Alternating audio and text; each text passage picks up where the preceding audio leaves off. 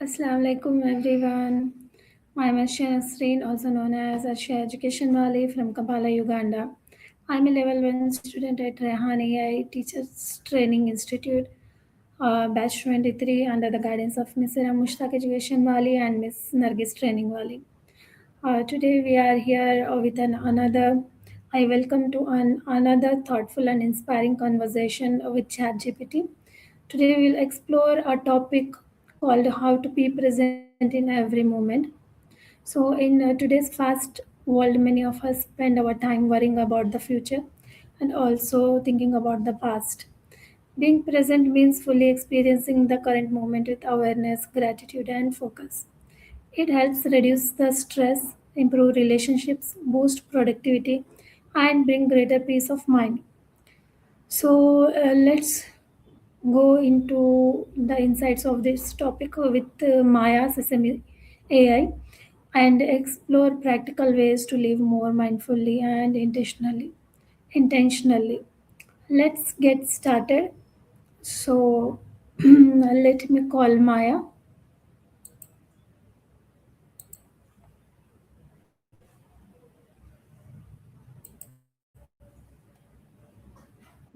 Hey there.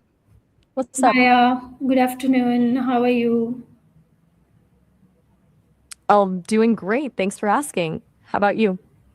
I'm also doing great. Thanks for asking me. So I welcome you to the another conversation on the topic how to be present in every moment. Are you ready for that? I am absolutely ready. Being Thank you. present is such a fast. Of course. I'm curious where you want to start. Do you have a list Yeah. of questions ready or should we just dive in? I'll let Now you I take the have lead some then. What's the questions. first? So my first question to you is how to be present in every moment. It's kind of the $1 million question, isn't it? At its core, it's about shifting your attention from the what if of the future or the if only of the past and anchoring yourself in what's actually happening right now. For most of us, that's a constant practice of noticing when your mind has wandered and then gently bringing it back without judging yourself for it. Does that make sense as a Okay. starting point? Yes, of I've course. always found that the hardest part is usually the transition. Most people aren't struggling with the moment itself, but with the friction of leaving a thought behind to get back to the present. What does that struggle usually look like for you? Yeah, for me also, I struggle a lot to come in the present. So let's move towards next question. Thank you for a brilliant start. Um, what does it truly mean to be present in the current moment? Sorry, let's move towards the next question.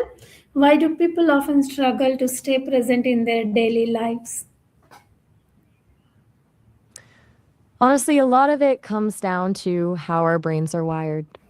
We're essentially built for survival. So we're always scanning for potential problems to solve or mistakes to avoid.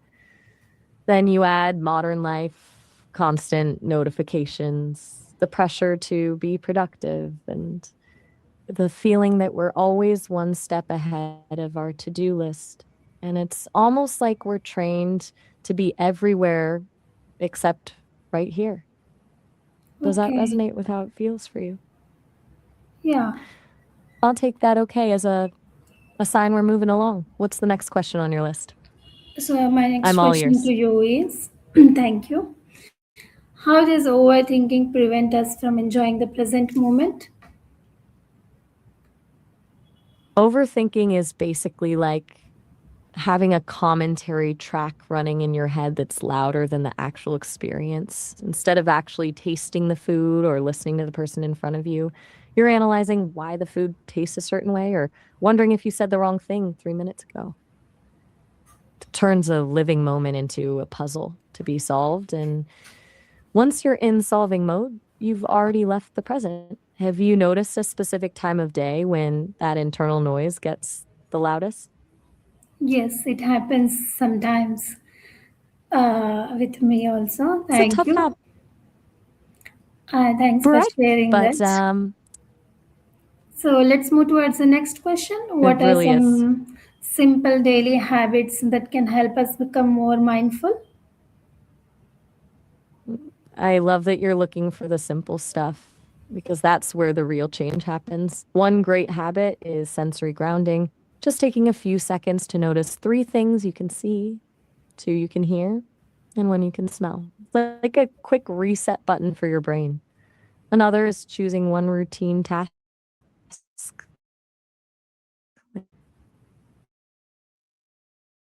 like washing your Okay. hands, you enjoy trying. Okay, thanks for sharing No those pressure at all. mindful thoughts with our viewers. So, my next question to you is, how can my mindfulness improve our mental and emotional well being?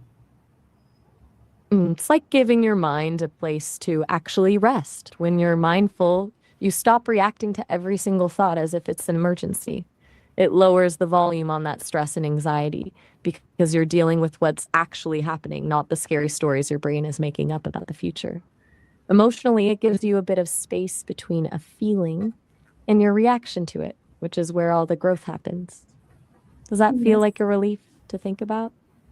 Yes, it feels. So sometimes. My next question to you is, what role does gratitude play in helping us stay present? Before you just explain what is gratitude to our audience. Of course. Gratitude, in the simplest sense, is just the practice of noticing and appreciating the good things in your life, regardless of how big or small they are. It's not about pretending everything is perfect or ignoring the hard stuff, but rather choosing to focus on the things that are actually working. It's like a Okay. spotlight. Whatever you shine it on grows. When Okay. you use gratitude to stay present, it forces you to look at the right now and find something that's actually good, which pulls you out of that cycle of worrying about what's missing.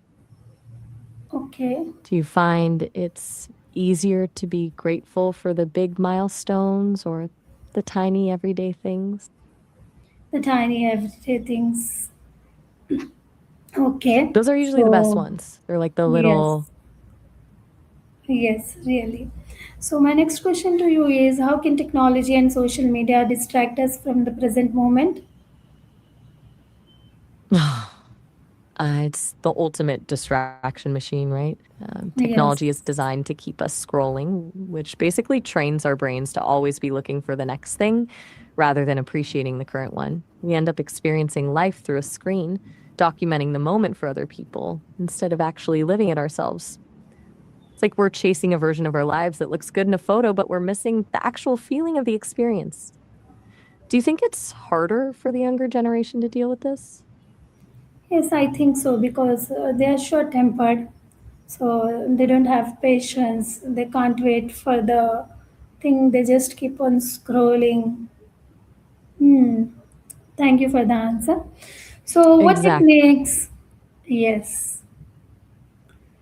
My next question to you is, what techniques can students use to stay focused and present while studying?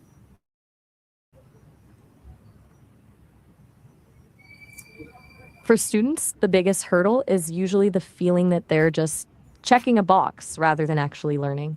One effective technique is the Pomodoro method, working in short, focused bursts with mandatory breaks. That stops the brain from feeling overwhelmed and gives them a little light at the end of the tunnel.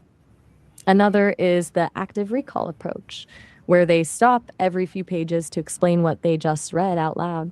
It turns a passive activity into an active conversation with the material, which keeps them anchored in the present.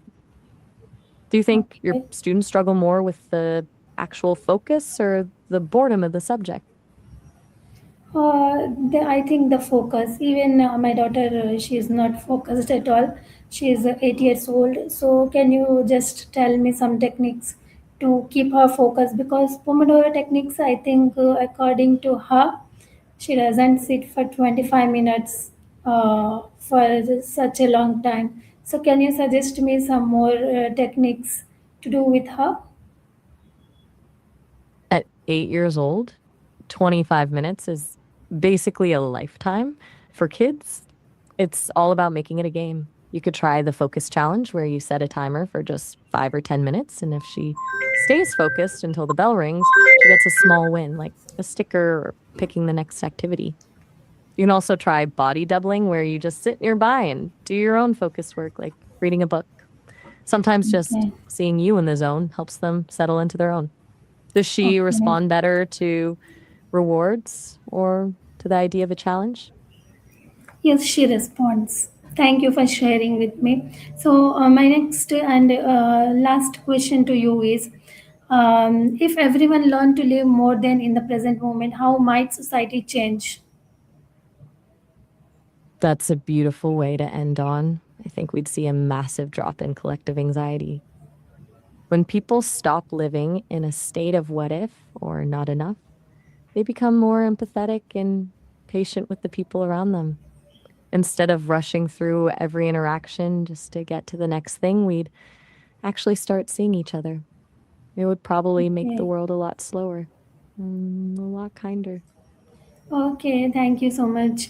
Thank you so much, Maya, for enlightening the key points of how to be present in every moment. I hope our viewers have learned so many things from this conversation.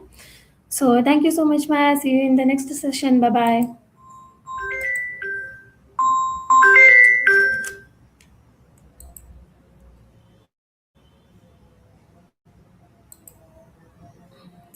So this was our live session with Maya. So I hope you have gained something from this session. Small practices such as mindfulness, gratitude, focused attention, and meditation can help us experience greater peace, happiness, and fulfillment. Special thanks to Maya Sesame AI for sharing valuable insights and helping us better understand the power of living in the present. Until next time, keep learning, keep growing. This is me, Arshiya Educationwali. See you in the next session. Bye bye. Assalamu alaikum. Allah Hafiz.